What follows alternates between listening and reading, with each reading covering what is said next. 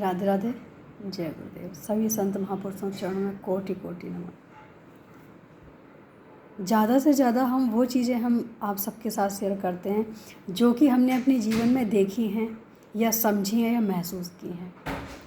जीवन में अगर हम कुछ भूलते हैं, भूलने की बीमारी होती है, तो उसको बिल्कुल भी गलत ना समझें।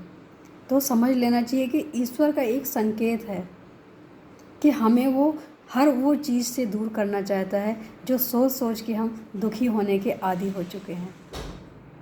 क्योंकि हमारी जो ह्यूमन नेचर होता है वो ये होता है कि हम किसी अच्छी चीज़ को कम याद करते हैं। हम हमेशा गलत चीज़ों को याद कर कर के दुखी होते रहते हैं।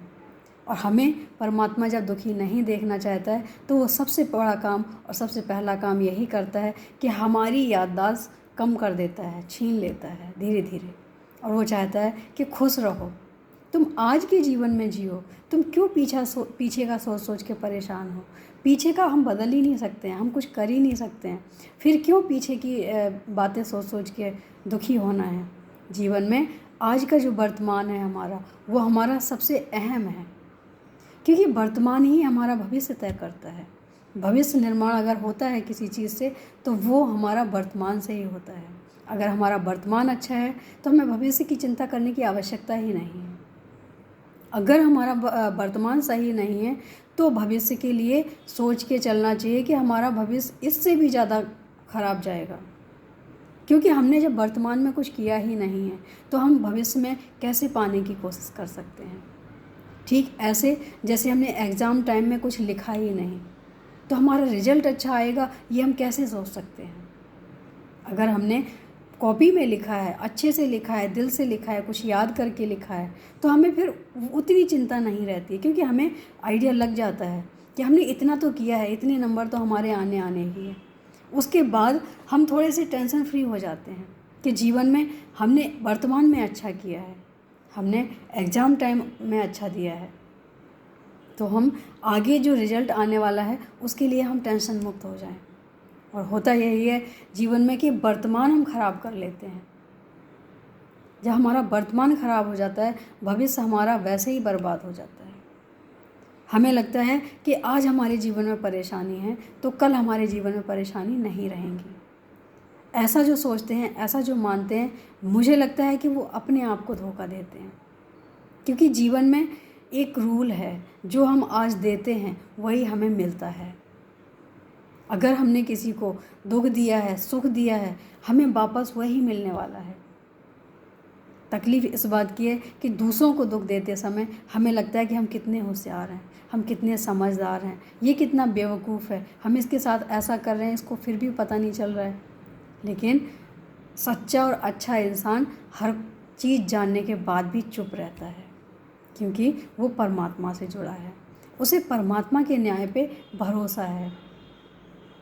जो परमात्मा के न्याय पे भरोसा करता है उसके ऊपर जो भी परेशानियां आती हैं उसको क्षमता भी भगवान ही देते हैं, और कहीं ना कहीं अपना हाथ उसके सिर पे भी रखते हैं, जिससे उसको परेशानियों का ज़्यादा सामना ना करना पड़े।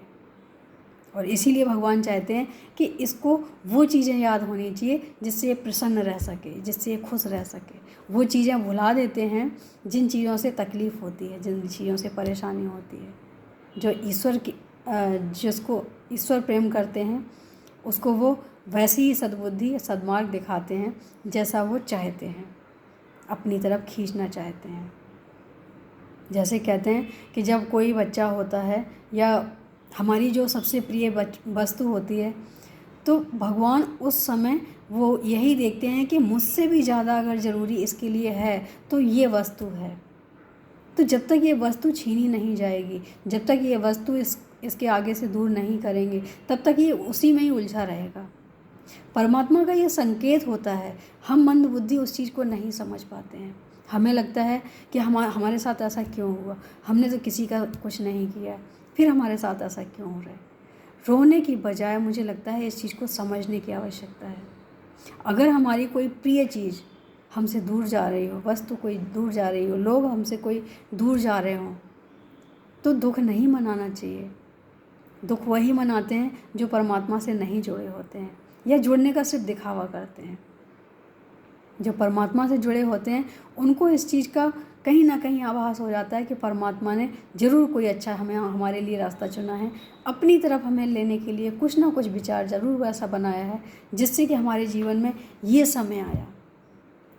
क्योंकि जो हमारी एक वस्तु जो हमारे लिए अधिक प्रिय होती है उसका जीवन से चला जाना हमारे लिए फिर और कोई मार्ग नहीं बचता है सिवाय भगवान के, क्योंकि इससे ज़्यादा हमने किसी और को माना ही नहीं है।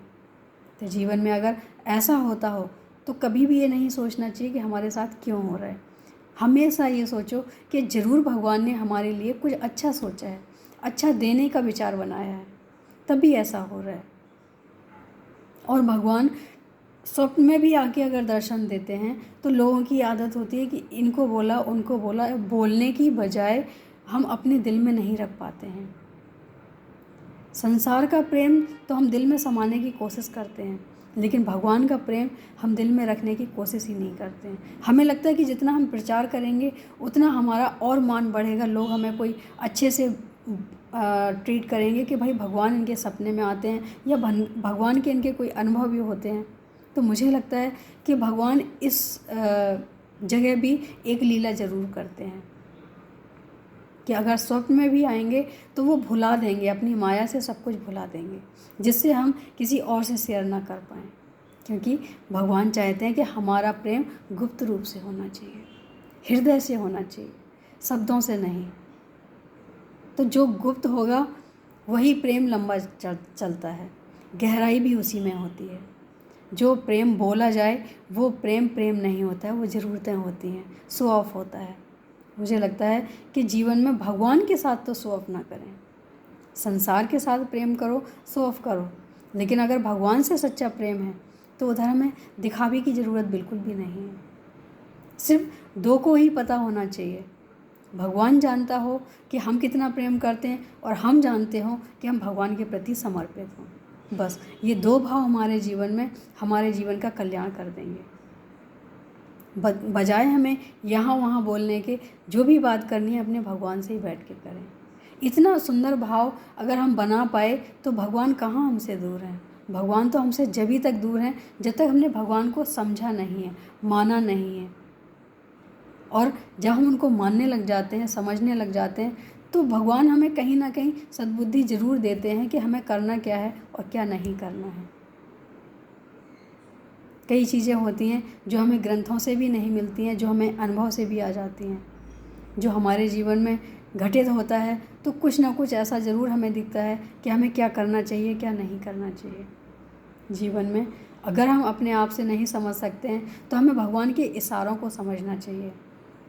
अगर भगवान हमें याददाश्त कमज़ोर बना रहे हैं तो उसमें भी खुशी मनानी चाहिए कि भगवान हमें खुश रखने का रास्ता दिखा रहे हैं। क्योंकि हम जितना याद करेंगे हम उतना परेशान रहेंगे, और भगवान कभी नहीं चाहता कि हमारे प्रेमी परेशान रहें। तो अपना जो भी जुड़ाव है, अपना जो भी समय है, ज़्यादा से ज़्यादा भगवान के साथ अगर रखेंगे तो भगवान से प्रेम होगा ही।